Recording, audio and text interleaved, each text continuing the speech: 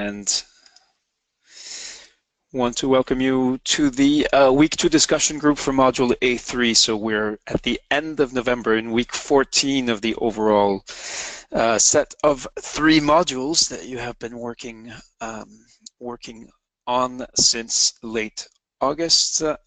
I just want to underline that and let it sink in. And I see many people who are by now very familiar with the ground rules for the discussion group, and I see names and cities and countries that include Umea, Sweden, Uganda, Kenya, Jordan, India, Turkey, Madagascar, Senegal, Tanzania, Mali, India, Indonesia, Nigeria. The list goes on, as you know. So let's look at quickly the agenda before we deep dive into this session. So we have a quick checklist for you to review what you're supposed to be doing in week 2. We have the list of people who have participants who've qualified for the survey analyst track, a quick reminder of the schedule for weeks 2 and 3, and then we'll be taking the time to unpack each of the creator projects. So this will be an opportunity, if you're a manager, to learn about what the analysts are going to be doing with their creator projects, and conversely, yes. So we'll be spending a little bit of time on that and answering any questions you may have about exactly what you need to do and how you need to go about it. No, you have not yet received the notifications for your creator projects. That is coming very soon, but that should not prevent you from looking at the projects, and they've been shared for the analysts and will soon be shared for the managers in the community. So here is the checklist. First up, you should have by now the bookmark link to view course team updates. We're still seeing a few people who had not actually joined the community, so did not follow the step-by-step instructions to join module A3. So a few people were confused why they could not post their community update. You need to be a member of the community. So we've now locked down the community so that you need to have joined in order to see the community. That, yes. So if you haven't had any problems along these lines, don't worry about what I just said, but if that rings a bell, let me know and I'll follow up with you after this session. So obviously this week you have analyst and manager community assignments, and then you should definitely review the creator project instructions. The analyst has already been posted. The manager is about to be posted, hopefully right after this, this session. And then let me just add John to the John Wagai to the list of organizers. We definitely want you looking at the creator project. So there's a lot of instructions and many resources to look through. So do not delay with that. Now here is the list in alphabetical order by first name of people who have qualified as survey analysts, so who've submitted a week 1 assignment for the survey analyst track. So if you do not see your name on there, or if you see your name but you have decided to forego the analyst track, let me know as well. You know how to reach me either on WhatsApp or by sending an email to surveys@learning.foundation, so we can have a list and not be chasing after you if you've decided to forego. But these are the individuals who submitted their week 1 analyst assignment. So now a quick reminder and review of the schedule and really where, what is happening right now and what is going to happen next week. So we've had, one of the new, let's say one of the new forms of support that we're trying this for this module are what we're calling office hours. So it's basically a Skype chat room where you can also call either individually or a group. And then these are the office hours, and we encourage you to preferentially, this is not to discourage you from reaching out for support when you need it, but if it is possible for you to use these office hours, you drop in by clicking on the link to join on Skype, and then either Dale, John, or Carolina will be there. Their times are posted for you, so please do take note of them. And then once you've joined the Skype room, you can connect with them and ask questions. You can also share your screens so we're hoping this can improve the sort of individual tutoring and support, and other people can join in, so it doesn't have to be purely individual. One thing is if you connect to this room, then your Skype will ring anytime that somebody makes a call in that room, so you might want to leave the room and then rejoin only when you actually need the office hours. This is what I tried to explain last week. Now, in terms of the schedule overview, we're now in week 2, so obviously there's a week 2 community assignments, and then in week 3, so by the end of next week, that is when you will be expected to submit your draft creator project, whether you are in the analyst or the manager track. And again, a quick reminder, we do have the split between the community and the creator activities. The reminder also of the track requirements. So these are the certification requirements for managers and analysts respectively. So both analysts and managers have 2 distinct community assignments, last week and this week's. Then in week 3, you'll be able to focus all your time and energy on finishing your creator project. And there we want to see a draft, but then there'll be 3 peer reviews and substantive revision. And the last requirement for both, that's common to both tracks actually, and that's the same event, which is what we're doing now, is the weekly discussion group. So if you're unable to attend, you should know what you need to do by now to tell us, inform us of the reason for your absence, and complete the catch-up task. So the 2 creator projects, so as I said, the analyst project has already been posted. We're about to post the manager project. We're finalizing the tables for that one. And so what we want to do in the first part of this session is to really walk you through the instructions for each of the creator projects. And then in the second part of this discussion group, we will be asking you to present your week 1 assignments, so starting with the analysts, so to present and summarize what you put together in your assignments.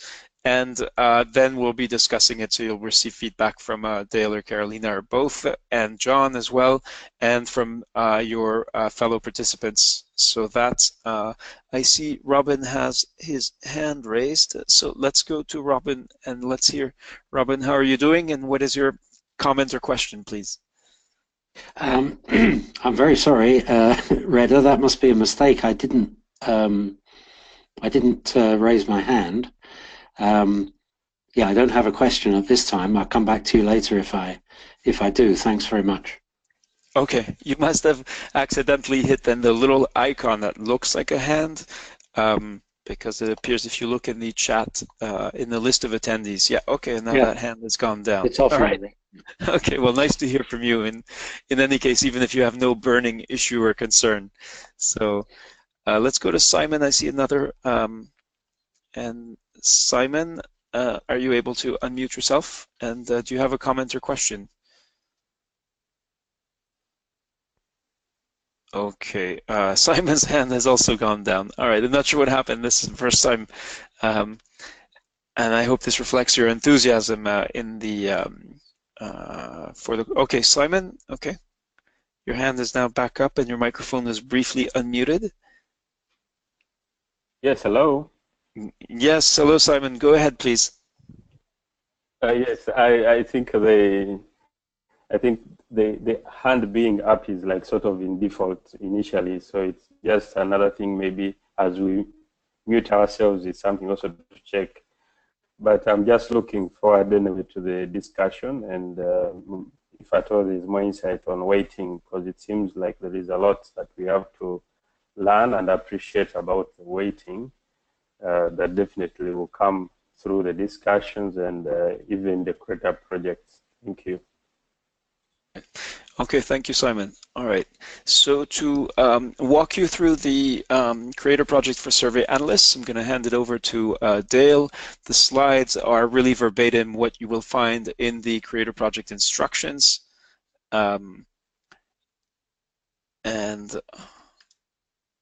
Yeah, starting with the resources for that you will be using and that you will need for your project. Go ahead, Dale, over to you. Thank you, Reda. Tell me what to change slides the old-fashioned way. Great. Thank you so much. So those of you who are in the analyst track, of course, will have maybe looked at this already, and will listen with keen attention since this is directly relevant to what you're going to do. But those of you who are in the manager track, I think that some of this may be relevant for you as well, because if you are a manager in the real world, then it would be a good idea to engage with the statistician and the analyst on making an analysis plan early in the project. It's not common, but it is a best practice. So the big picture here for the project is that we're going to assume that the survey has been, the country's decided to do the survey, and planning is commencing for the logistics, and it's time to make an analysis plan from the very start, and to make some table shells for the steering committee to review, so that when the project comes to an end, there will almost always be some sort of delays. The schedule will be cramped at the end. The Minister of Health will be very eager to see the results, and so there will be a time crunch. And so we're going to use a little bit of downtime in the project while the survey field team is planning the logistics and doing household listing and things like that, to make table shells and to get poised to do the actual project. So we'll go back to resources. Sorry, we'll go back one slide, Rita. I was just giving a little preamble there. So there are a number of documents for you to look at that can be helpful in thinking about the analysis plan, and at the top of your assignment you have a list of those, along with some, and they're available via the links in the project there. So we'll be using some documents from Vicky. We haven't spoken too much about what Vicky is. That's what next Monday's presentation is about. That's the WHO software for analyzing these surveys. So, and that's where some of the indicators are defined. So some of the Vicky documentation serves as a reference for this project.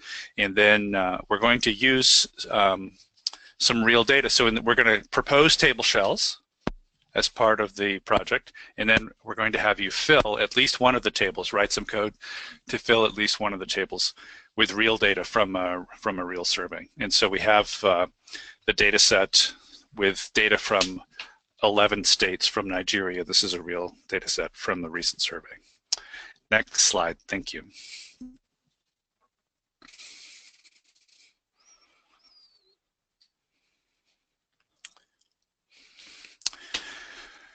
So we're privileged to be able to use data from this very recent survey. The results have just been released in Nigeria, and it was a mixed survey coordinated by UNICEF and carried out by the National Bureau of Statistics in Nigeria.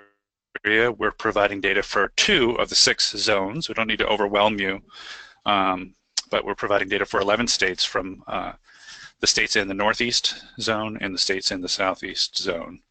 And you'll have a data set which includes some survey variables, and then it includes the derived variables have already been calculated for you, as well as the indicator variables for each child. So we have run Vicky on this data set, and we're providing to you what we call an augmented data set that has the survey variables and has the derived and the indicator variables. So you won't have to calculate whether the child was vaccinated or not. That's already in the data set. But if you want to repeat that step, you can see what you would get if you start with the survey variables. And Caroline is asking, does the data set have weights? Yes, it has post-stratified weights. And so the results that you calculate should wind up being the same as the results for the real survey report. Next slide, please. So here are the steps. There's a fair amount of work to do. We're going to, first of all, have you, the first 3 items in this list are simulating the task of coming up with an analysis plan. So we're going to describe, once you have locked down the questionnaire, you can begin to plan for data cleaning. And so we've all just been through that in the week 1 assignment. So you're going to describe your approach to data cleaning for the survey. And then you're going to describe your approach for weighting the survey using some of the concepts from John's briefing and some of the concepts that we'll continue to talk about.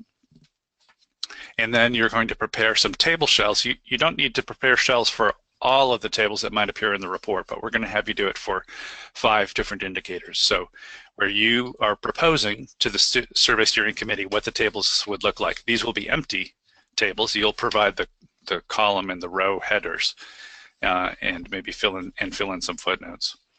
And then we're going to fast forward to the time period when the data have been collected and cleaned, and we're going to have you use the data set to calculate results and go ahead and populate one of those tables, fill in the results, the real results from the data set. So you'll have to calculate point estimates, you'll have to calculate confidence intervals, whatever rows and columns you propose in your table shell, then you'll have to turn around and deliver that completed table. And we'll just have you do it for one of the tables, and you can select which one to do, but it will give you some practice. Similarly, bullet number 5 here is we want you to create one figure to describe the outcomes of one of the indicators for at least one dose across the 11 states and across the 2 zones that where those 11 states reside. So you'll make a bar graph or some sort of graph to summarize coverage, to summarize dropout, to summarize one of the indicators in your analysis plan to convey the results. And then the last 4 items in the project here have to do with writing some text. You don't have to write the whole survey report, but we want to see what, as an analyst, what would you provide for, what are some of the elements that you would provide for the methods section of the report. You need to describe how the estimates were calculated, what kind of confidence intervals. You need to describe what was done to the data from the time it was collected until it was analyzed.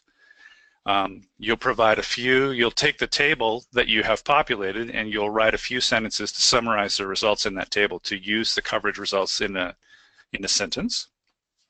And then also, what would be your contributions do you need to tell the managers, are there any concerns or caveats that they need to keep in mind when they interpret the results? Was the sample smaller than anticipated in any particular stratum, for instance? So Dale, we have a question for you from Thieblé Traoré, who asks, do we need to investigate the possible confounding effects or effect modification of any variables or just descriptive stats? Yeah, that's a great question. Every week I come to work on Monday, and I hope I'll get to do some fancy analysis where we look at confounding and effect modification. But mostly our work in coverage survey analysis, we spend a tremendous amount of time focusing on just getting the descriptive stats correctly. And so in this case, I've envisioned the project as being descriptive stats only. Now it's your choice. You can suggest some of the tables I asked you to do for particular indicators. But if you wanted to propose a table for a more advanced analysis and complete it, then you're welcome to do that. But mostly I've been envisioning that it would be summary statistics. So then there's a slide here, there's detail. I don't think we need to go through in all the detail, but for each of those bullets in the previous list, then we have some subset of instructions. So you're not going to do the data cleaning for this survey because the data have already been cleaned, but you're going to put yourself in the shoes of the analyst before the data were collected and write down what would be your plan for data cleaning. What are some of the things that you've learned in week 1 or week 2 about the important elements of data cleaning to be sure that those are in the plan. And then next slide, what are the things that you're learning to be sure that you include in your plan for weighting? You shouldn't just, if you come to the end of data collection and then you begin to think about weighting, you're going to be in trouble because you have to collect the right information along the way to calculate the design weights. And so you want to think about the plan for weighting quite early. Next slide, you're going to prepare table shells for 5 indicators. So number 5 there, one of your choosing, it could be one of the other indicators. That's what I've been envisioning, is that actually I guess next Monday is Carolina's presentation and Vicky is 2 weeks from now. So Carolina will be telling us about some of the additional indicators on Monday. But if you wanted to propose a table for an advanced analysis of some sort of logistic regression, you could do that as well. So you'll prepare the table shells, lots of sub-instructions here with details. You can look at those at your leisure. We have another question from Chevle, who wants to know, do you need to see the do file rather than the log file in case the tables are not complete? Yes, we'll want to see the do file that you use. However it is that you populate the table, we'll want to see the program that you use to do that.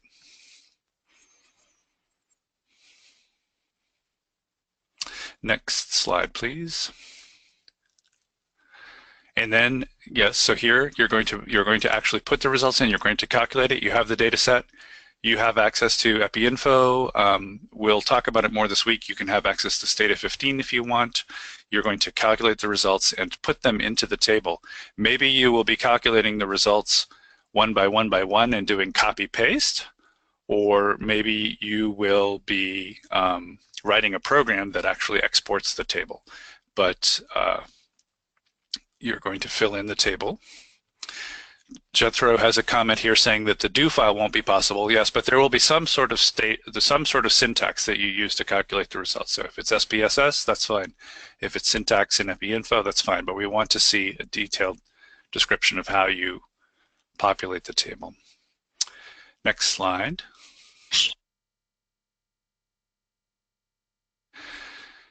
At least one figure. Of course, if you have time and are inclined, you're welcome to make more than one figure, but you need to make one figure that summarizes coverage. You pick one dose and show us what was the coverage in this survey in all the strata. So 11 states and 2 zones. And then depending on which indicator you are summarizing, you may decide to show confidence intervals or not. And we'll be showing you some different options for how to do that. And then you'll put the image in the project. And as in last week's Wednesday call, we were providing some feedback and some critique to some figures from, I believe, the Bolivia analysis. And then so your reviewers will provide similar critique to your figure that you put in your creator project. There's a question here, what is a do file? A do file is, if you're using Stata, it's the syntax that you save the program. So in these type of analyses, we're not going to do the results by using drop-down menus and having results that go to the screen and that we copy by hand. We need to have a reproducible workflow, and so we need to use syntax to generate the results, and we need to save that syntax because later there might be a question, how could coverage possibly be 102% here? That's not possible. How did you get this number? We have to be able to go back and audit what we did or confirm what we did. And if maybe someone else wants to reproduce our results using Stata, so you would provide the do file. If it's in SPSS, I don't use SPSS, but I think it's called a syntax file or something like that. And I think also for EpiInfo, you can save the syntax. So in this case, you are saving the program that calculated the results. In Stata, it happens to be called a do file. It's kind of a funny name. And then some summaries. So this is not, as I said, the complete report, but what are some of the elements that you, the analyst, would provide to go into these sections of the report? We're not responsible for the report as a whole, but we do contribute some of the juicy material for the report. And so we want to have you spend a little time thinking about material that you would provide for each of these sections. That's it. That's the overview. So you have access to the files already. You can begin thinking about this. You could begin working on the Creator project. This is week 2. It seems like it's very early in the project, or in the module, but you could begin working on this as soon as we get. I think Rita said we need to get a link from him to invite you to start the project. But you could begin organizing your materials. You can begin exploring that data set. You can look in the manual. Of course, you should be memorizing now chapter 6 in the manual. You can look, there are some table shells there. You might say, oh, I like those table shells. I'm going to use shells that are quite a bit like the ones in chapter 6. Or you may say, no, I have a different idea. I want to do things a little bit differently. So it's never too early to begin. Great. Back to you, Rita. Thank you very much, Dale. And now, so just I think the key message is to start looking at the resources and the instructions and to begin. There's a lot of work doing before you're actually going to start putting stuff into Creator. Just keep in mind the constraints of Creator. You will not be able to cut and paste from Word or Excel. You will be able to insert screenshots of tables, figures, for example. And yes, as Dale said, you need to receive the notification to start a new work before you can actually do anything in the Creator space itself. However, your project, don't wait for the notification to start looking at what at the instructions and resources. I hope that Rita, I should have clarified this with you before, but it's okay with me if they do their table shells in Excel and Word and provide it as an attachment in Creator.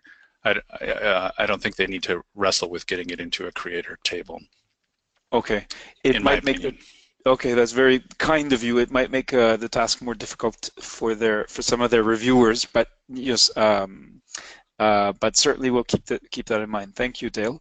Yeah. So now I'm going to at least try to turn to Carolina, who has bandwidth issues, and to walk us through the instructions for the Creator project for the survey managers.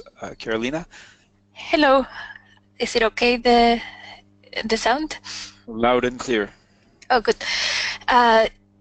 So it's a lot of things to read for this Creator. So we haven't posted yet, if I'm correct, but you can really make sure that you read the chapters 4, 5, and 6, and part of 7 at least, and Annex M. So if you can really remember this slide, and here you will be reviewing some table shells, right? So and then you will be interpreting data. So the resources, again, probably slide 26 is probably the most important slide for you to start remembering now. All this material, it's going to be there. You already have the manual, so start there. And then we will be providing some pieces of the Nigeria protocol, some table shells, the Wiki tables, and we already have some examples of mix and DHS reports as examples of tables and descriptions. Next. So basically here, you assume that you work with an analyst and already gave you, or you have been in communication and you already have some results. So you will receive these tables and you will have to now think about the so what. What are these data telling you? Why is this important? What is the most important? So you will be writing the results section of a report, of a survey report. And you may also or you should also start thinking critically what's the most important in all of this ocean of data and what you would want to highlight in the description. So it should not be a repetition of what's already in the table, but you may want to highlight that this stage is the highest, this stage is the lowest, or vaccine X was really much lower than vaccine Y. Something of the sort of what's important for the immunization program. If you are in the manager track and are not immunization specialists, so if you don't have a whole lot of immunization experience, reach out to us so we can help explain what's the most important thing for immunization. It's also in the manual. But you should really be now in the shoes of the user. What's the most important from the survey? And can you go back one just? And also, when you are describing and highlighting what's important, always keep in mind what are the potential limitations. For example, if you're describing what happened in one state, but they were not able to go everywhere in that state, so they had to cancel visits to some of the clusters, you really need to be thinking what is the likely impact of that limitation in the results. So probably you can say, well, we estimate coverage at, I don't know, 40%, but since we are not even able to report for what happened in these places where we couldn't go, coverage is likely to be lower. So that's a caveat. Or you can say this coverage really represents 80% of the state because this other 20% was not accessible. So the next one. Oops. So here you will have, you will be assigned 3 tables that you will work on describing. One, it's a general description about the survey. You will describe the crude coverage, and if you want to know what crude coverage means, you can read the manual.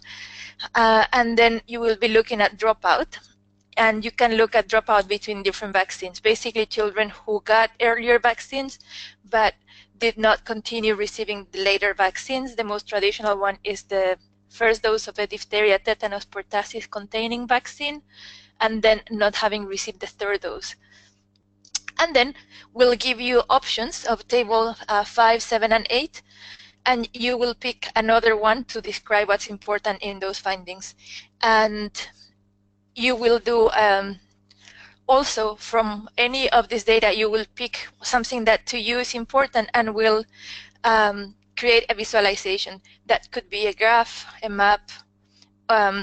Here we don't care so much about how beautiful your graph is, but we care very much that it's complete, meaning that it has a proper title, labels.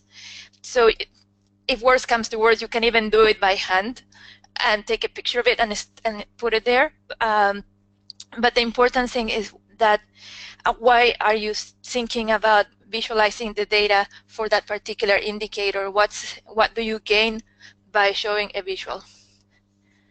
And also, of course, that we don't want you to write 20,000 pages, just the so what. Remember that this is the convincing part of the survey. Like, this is probably what people are going to be looking at, and that's what we share. Some examples, we have shared the Bolivia table, the Bolivia report. We have now sharing a paper from Haiti on a post-SIA survey, and there are many other examples, DHS mix, etc. Over to you.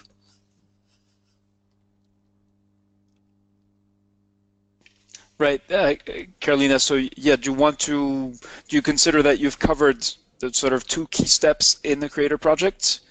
Or are there specific points you'd like to emphasize from these 2 slides? So it's the summarized results and the key conclusions then. So summarized results, including what the limitations are, and then some visualization, and then at the end, the big picture, the so what of the whole thing. What does it mean for the immunization program? What's the big picture? Is this a country that just needs to continue what it's doing because it's doing great?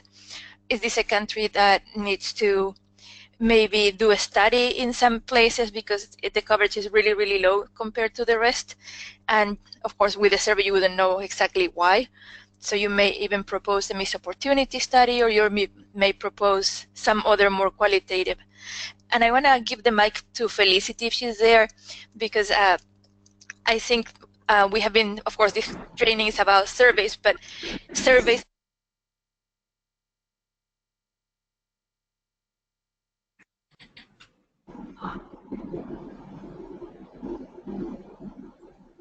Hello?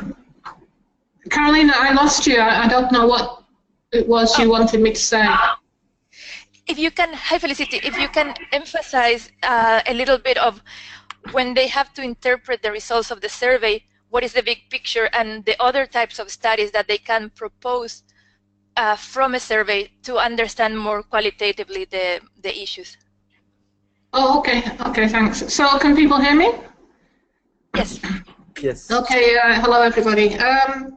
Yes, I think, in fact, maybe even before saying that, I would say that one thing to remember when looking at results is first to just ask yourself, do these results make sense? Because sometimes I've seen, for example, we had a student doing a master's project this year, analysing a DHS, and she was so embedded in generating the data, analysing the data, generating a lot of tables, that she didn't actually notice that the denominator in one table was completely different from what the denominator should have been, and what the total number of kids or the total survey weights should have been. So I think just take a step back and look at the key things, especially the numbers, and it's very helpful for when presenting results to include numbers as well as proportions,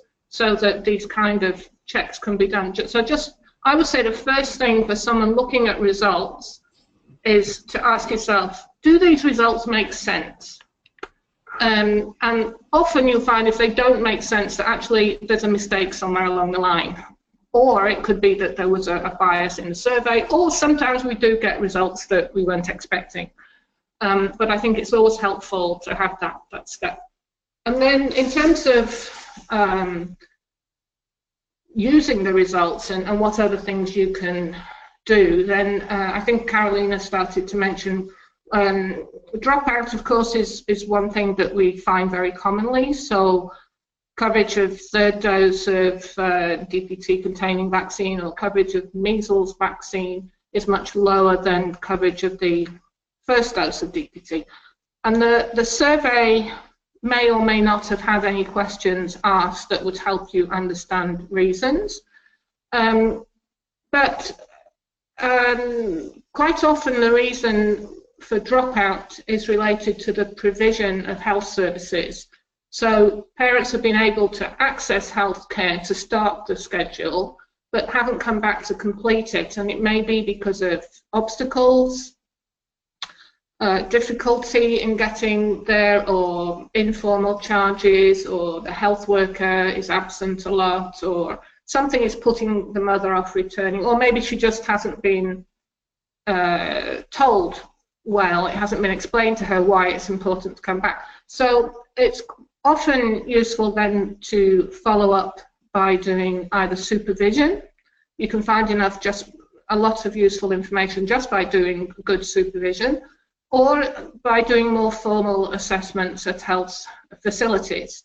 And WHO has just updated guidelines for missed opportunity studies at health facilities, which, although focusing on missed opportunities, also includes quite a lot of questions to health workers and mothers about the general provision of services, so they can be very helpful. You might, later on, I'm sure, when we go more through Vicky, you'll see there's a lot of ways of looking at the data to get an idea of which clusters or which part of the country might have lower coverage.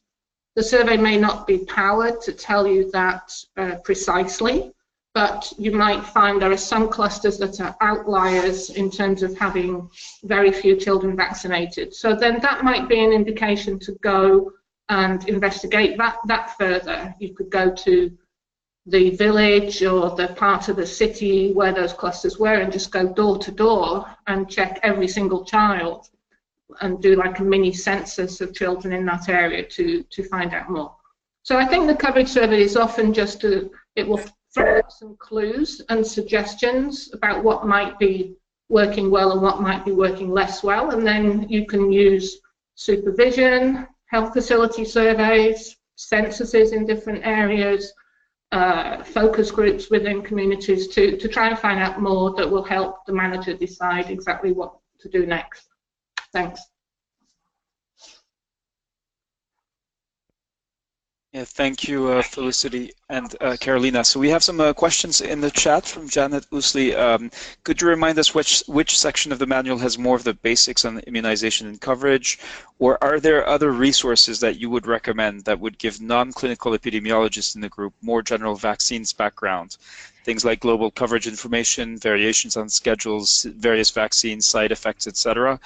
And then from Thieble Traoré, do we need to consider missing values for the interpretation or ignore it / drop it? Let me start with the last question first. So in the wiki document that is going to be shared or is already shared, we explain how we recommend to deal with the missing values. But that's an excellent question because it's oftentimes not explained exactly in a lot of survey reports or results. So you, in the end, don't know how many missings you were treating as not vaccinated, for example. And so that's an excellent question. For EPI, there are many resources. Let me, I will, in my presentation about the assessment, ascertainment of vaccination, there are some of the basic vaccine and the schedules, and there are some links to the WHO website where you have a table with the different schedule recommendations. Now, for immunization data, there is an app where you can look at the data from the different countries. It's called Immunization Summary. So if you look for it in Google or iPhone, it's for Google and it's for Android and iPhone. But I'm going to post here just a couple of links as resources for basic immunization. Thank you. Thank you, Carolina. All right, so let's now go to the second part of this discussion group, which is where you take center stage. And for this week, what we're going to do is we're going to ask first the analysts to present their week 1 assignments. So if you remember last week, analysts explained the sort of the significance. They explained what they were going to do, but also what it means and why it matters with respect to their week 1 assignments, beyond the purpose of qualifying for the analyst track, of course. And so we'd like to see what those assignments actually look like. And this is where I'd like to once again turn to Dale. Dale, I don't know if you would like to ask specific participants to share their screen, show the assignment along with any of the attachments that they submitted in Scholar, so that we may then discuss them, or if you'd prefer that we ask for volunteers. Thanks, Rita. I sent notes to 3 people whose homework was terrific to encourage them privately to volunteer. So if I hear back from them in the chat here that they're willing to do that, that's great. And if anybody, if you have your screen set up, if you have your attachments nearby and you feel brave, if you would be willing to share with us your assignment, that would be great. So everyone who was accepted into the analyst track, would be qualified to speak here, and raise your hand and just show us a little bit about what your approach was. First of all, first we could describe, you could describe briefly to our manager colleagues what you did, what the task was that was before you, and then how you approached it. So please go ahead and click on the little hand to raise your hand if you would be willing to present. Maybe we could try this another way if you could. Okay, all right, I see we have 2 already. Great. I was just going to ask all the analysts to raise their hands so we can see the participation in the room, and then from that funnel down to those feeling ready to present. So shall we start with Suleiman Sakande? Let me unmute you, and are you able to speak? And Suleiman, are you able to speak? I unmuted you. It looks like your microphone is on. Hello everybody. Can you hear me? Yes, loud and clear. Hello, this is Suleiman. So let me make you the presenter. and you will need to accept the prompt so that we can see your screen, and then hopefully you have your week 1 assignment ready. Yeah. All right. So you have. Okay. Can you see my screen? Yes. Just one question. Yes. One more question for Dale. How long would be a sort of reasonable or fair amount of time for the? I think 3 minutes is good for overview, just big pictures. So Suleiman, if you'd start by describing to the managers what was the task. Yeah, so this is good, and then they don't care about the details of the state of syntax, but just in a big picture, what were you trying to do and what were your considerations? Go ahead, Suleiman. I'm starting the timer. Okay. So for this week 1 assignment, I have checked it for single entry kernels and for double entry kernels. First, for the single entry kernels, I've tried to check point by point according to a number of questions. First, I checked for duplicated record in the dataset, the 25 dataset. I've checked it by using duplicated syntax in Stata, that is duplicated report first to have the number of duplicated record, and after duplicate drop to drop them for the data set, and after to do analysis. After that, we can have also duplicate record not for all variable, but only for the ID variable. So I've checked to see if we have a duplicated record for the ID, and after checking, I didn't find anything about duplicate record for ID. And also after for the question, the number 1 question, I've checked for missing value, especially for the ID, using the main component, using here missing function. Here I was able to check if one at least of the component are missing. And also after I checked for missing value by first trying with this command tab1 to see the component, the value of each variable and the number of missing. This is here used by M option. After that, I've checked for the other question by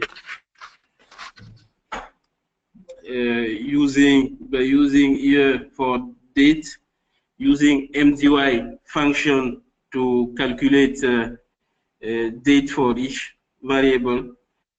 So and you are here out of time, unfortunately. So please conclude. Okay, thank you.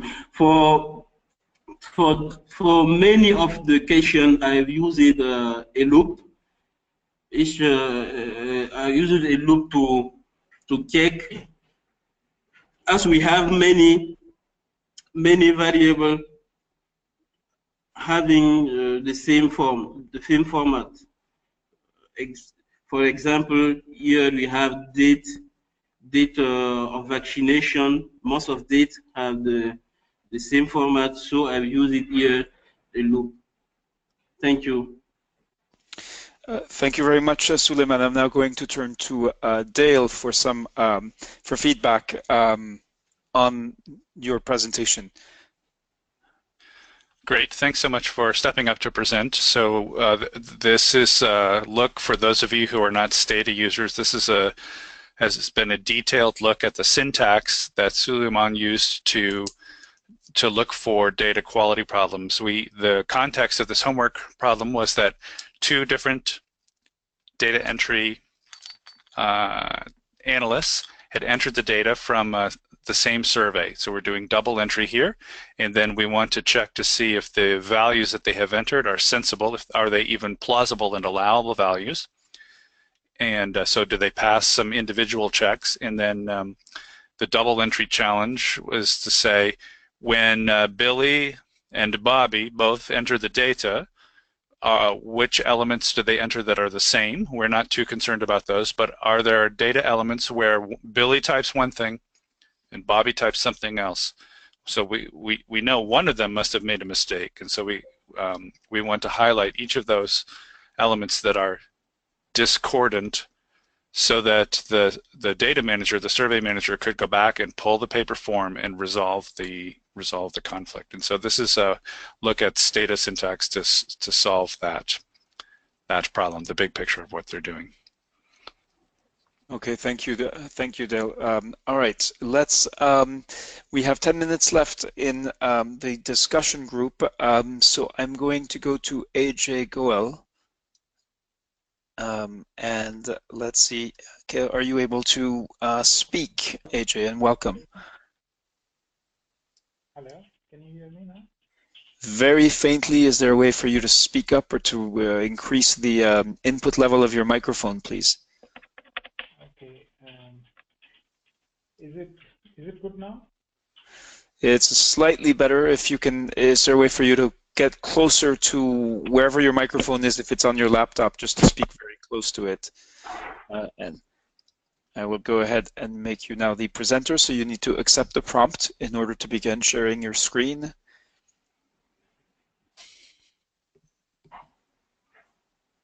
All right, you should see a request to share your screen, and then that will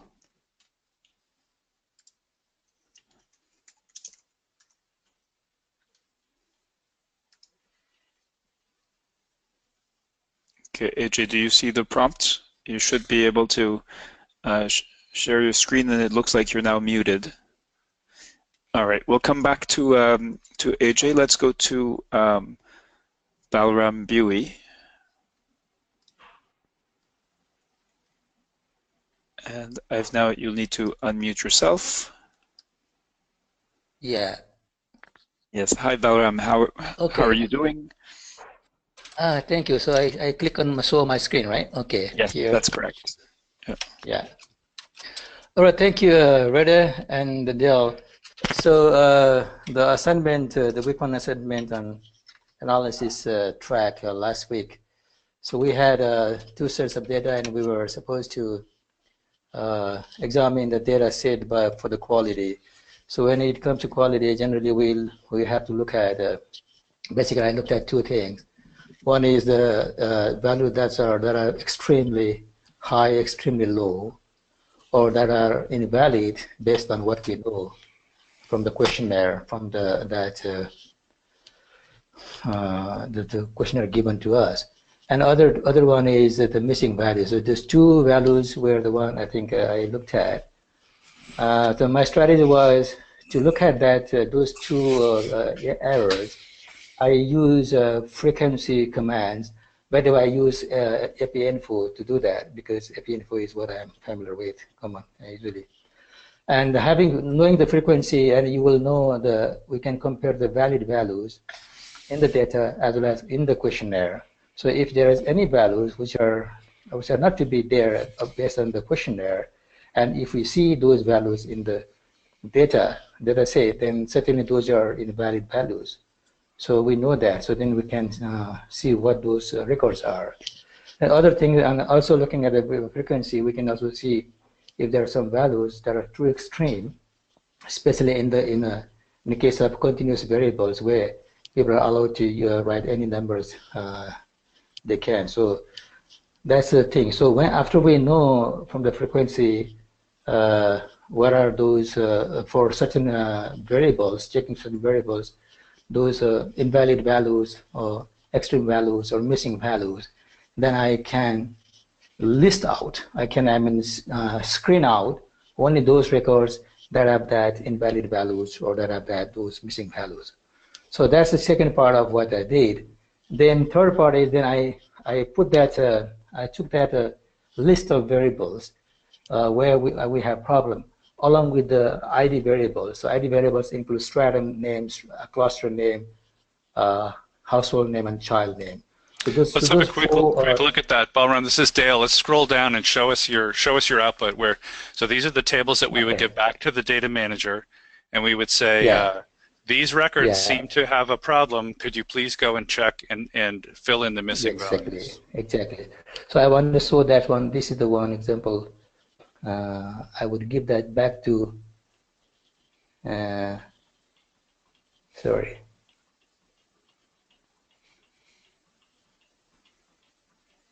This one.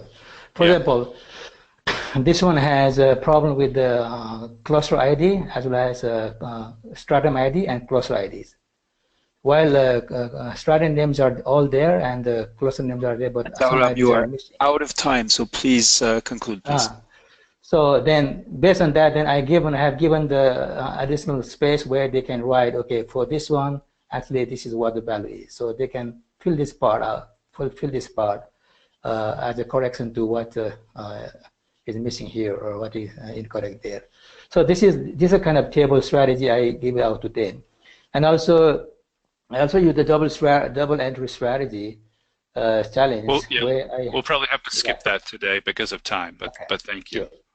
I think that's how I did. Yeah, I think it is very interesting to work that. Thank you, Balram. Thank you. All right, let's go back to AJ and he says he's fixed his audio issue.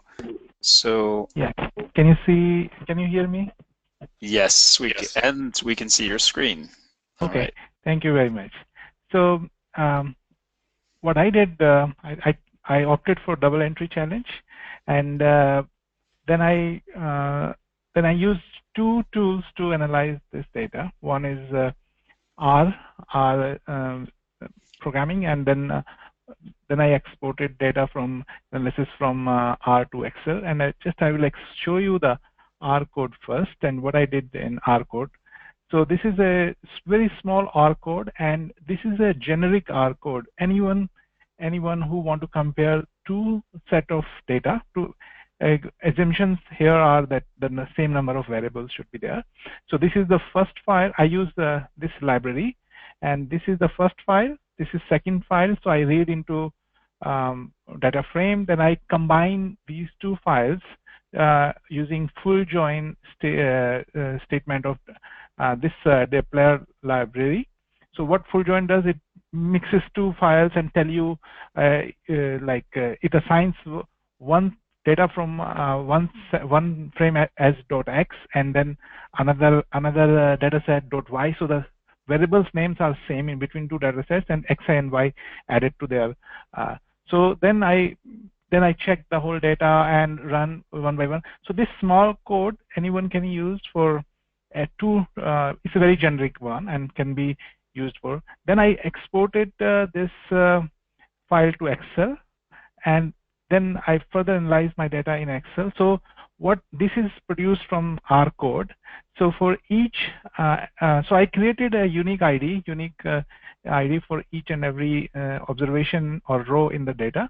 So these are unique ID combining four RI 01, 03, 11, and 12. And then, so each column for each cell value, like this cell value and this is variable for this ID row or case. The table in the value table in the first data set is 5, and in the second it is missing. So this is so I have created this. This is created from the R, and then I also created what we just heard from that missing ID missing in one, some column of ID missing in one, some column of ID missing in two. Then I try to fix this issue. This is manually, but I came to know about this. I'll quickly show you type of type of issue I flagged. So the data need to be corrected in table 27, 28, and then difference between. So there are something which cannot be resolved. So I categorize it as to be checked from the paper. ID missing in table 27 or 28. So these are kind of errors I flagged, and then I will just quickly explain. I'm afraid you are also out of time. Please conclude. Okay. Yes. So the second part of this was consistency. This is also a generic code for consistency check, and then the data was exported to Excel, and then further it was analyzed. So this was two parts. One part was finding the gaps between two data sets. Second was the consistency checks, what is missing, what is not missing. Thank you very much. Thanks, Reda and Dale, for giving me an opportunity to present. Bye.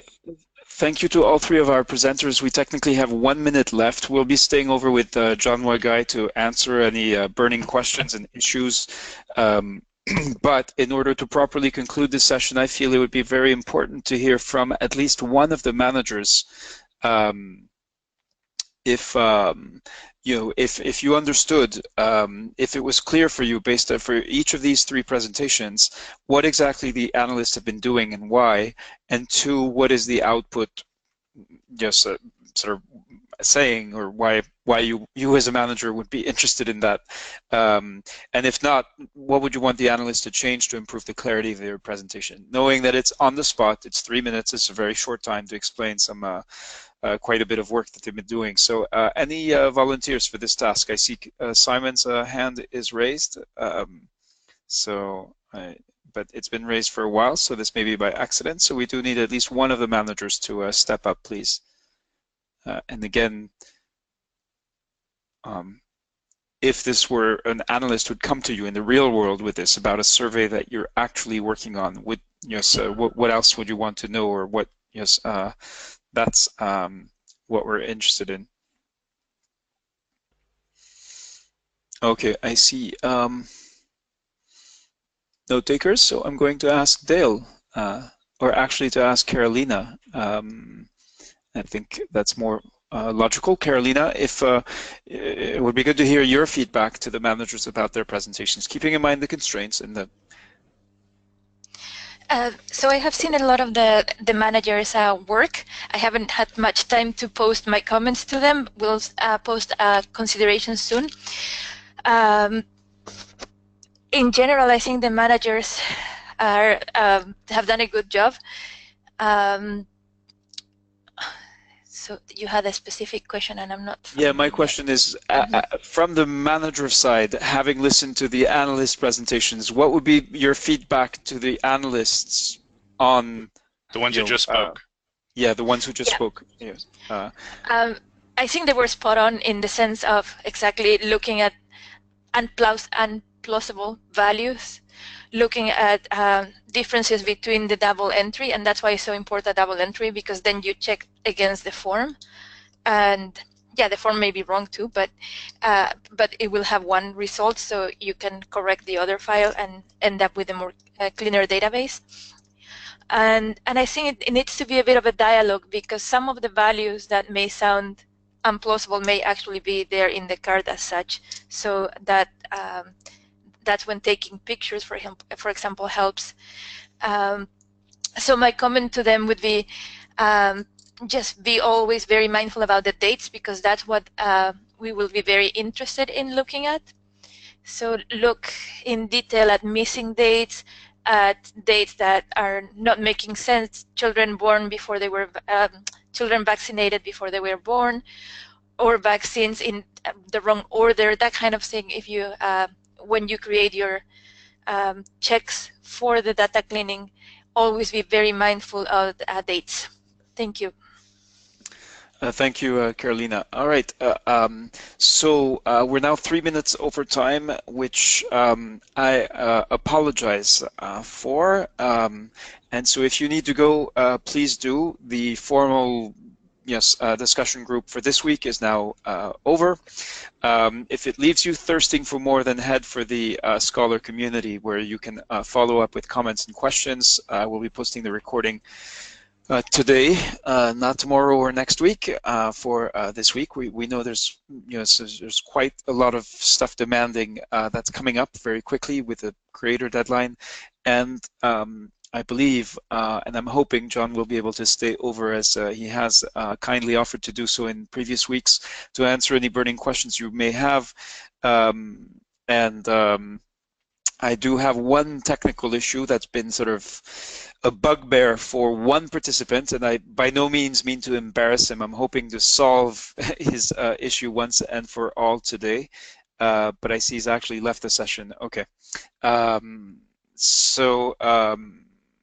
Thank you, and look forward to seeing your comments and updates for week 2. And thank you, Carolina, Dale, Felicity, and John. Bye-bye. All right, and now just to show you, just to ask participants who are interested in staying, if anyone in the chat can tell me what is the issue with what is the problem here with this person, Robin, who has diligently posted updates. Can anyone tell me what is wrong with, if anything, with what you see on your screen, please?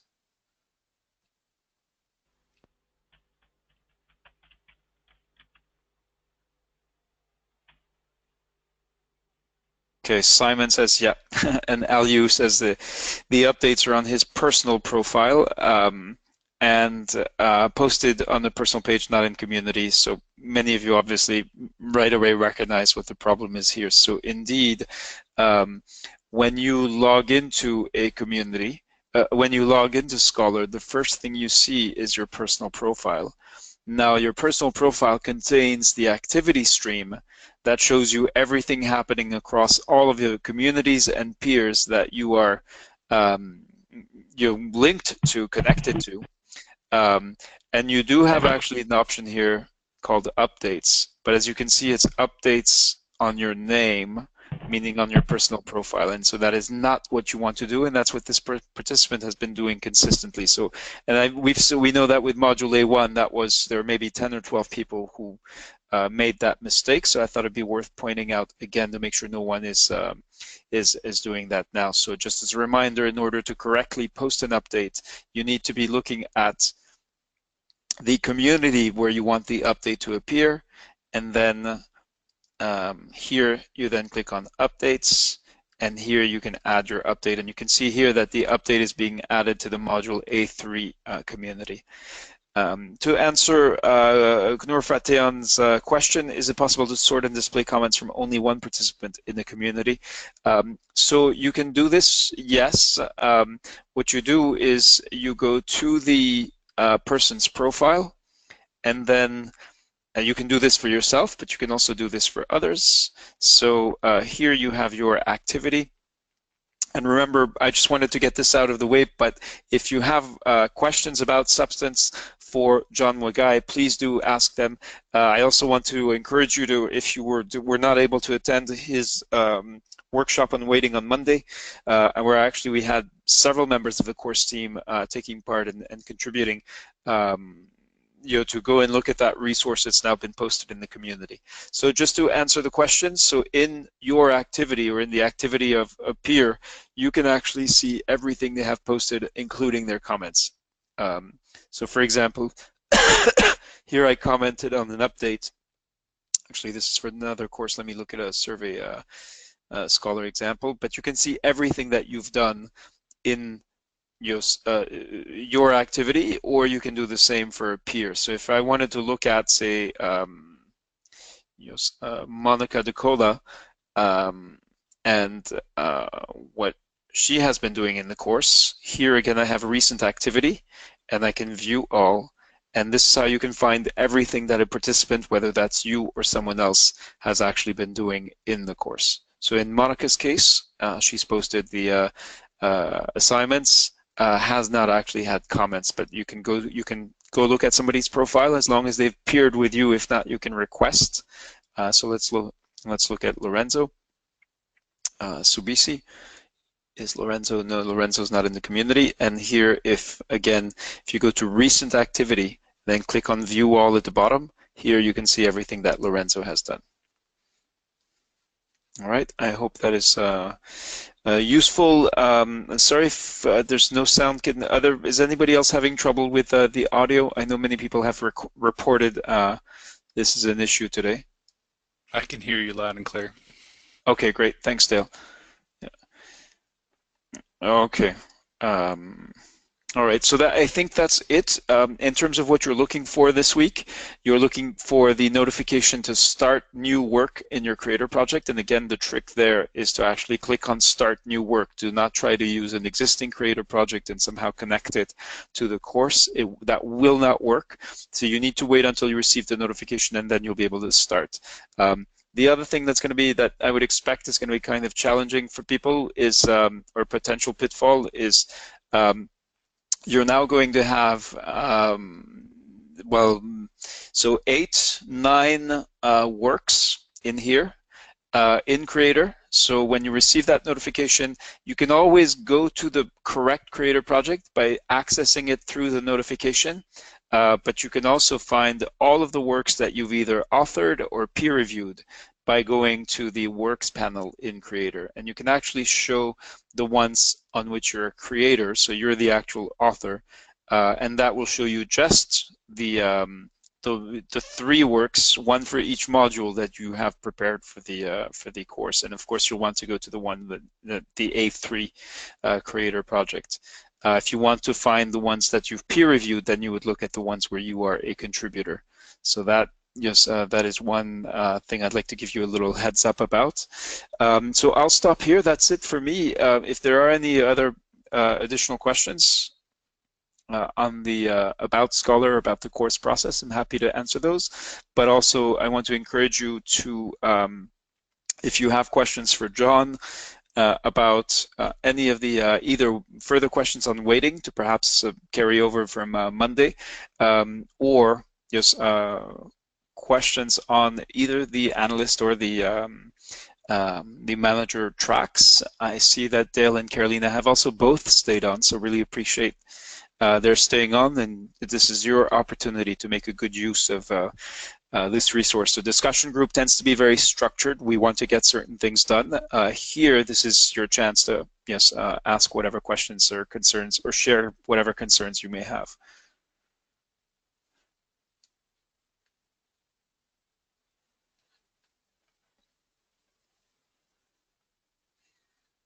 Okay, so if there are no further questions or comments, then I suggest we bring this session to a close.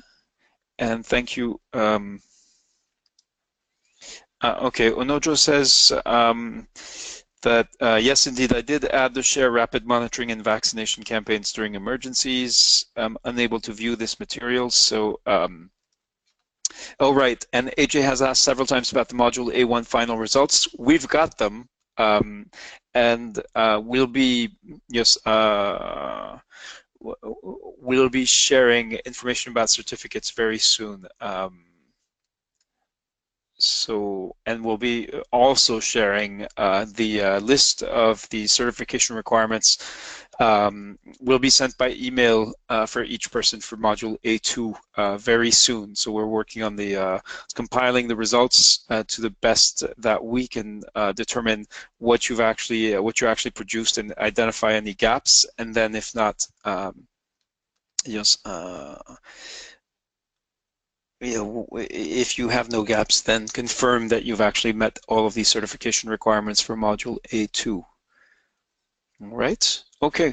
About this share, it is in the module A2 community, so I'm going to use my bookmark to go to the module A2 community, and this is what I recommend. And here in the shares, you will see that there is this rapid monitoring and vaccination campaign. So this is related to the discussion that we had on this topic, and there is a fairly significant substantive update that you can find in the community. Let me see if I can, vaccination coverage surveys, yeah. So I'm gonna post both of those links.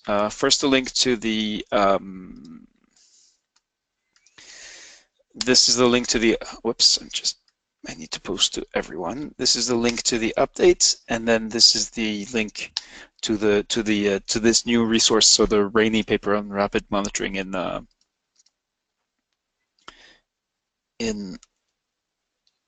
vaccination campaigns during emergencies. All right. And you should be able to go to the module A2 community. Yes, if you're not, I've just given you the resource. Don't worry about it. Let's focus on the module A3.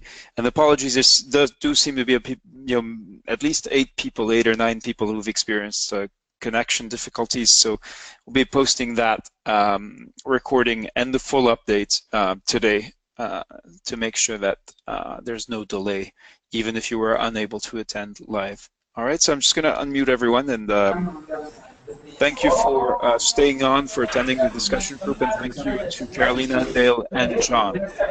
Wishing you a good week, working on the weekly assignments, starting on if you haven't already, on your creator project, and continuing to just to persist and sustain the putting in for many months. Thanks, Raiden. Thanks, Raiden, for the encouragement. Bye-bye.